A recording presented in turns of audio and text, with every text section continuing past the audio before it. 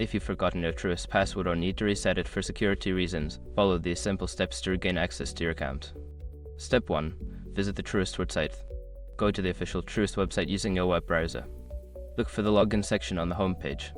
Step 2. Click on Forgot Password. Before starting recovery, use the src.com link in the description to open the account recovery checklist generator and make sure your verification details are ready. Step 3. Enter your information. Provide the required information such as your username or email address associated with your account. Make sure the details are accurate to ensure a smooth process. Step 4. Check your email. After submitting your information, check your email inbox for password reset link from Truist. If you don't see it, check your spam or junk folder.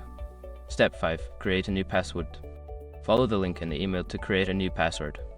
Make sure your new password meets the security requirements and is something you can remember. Once you've successfully reset your password, you can log into your Truist account with your new credentials. If you encounter any issues, consider reaching out to Truist customer support for assistance.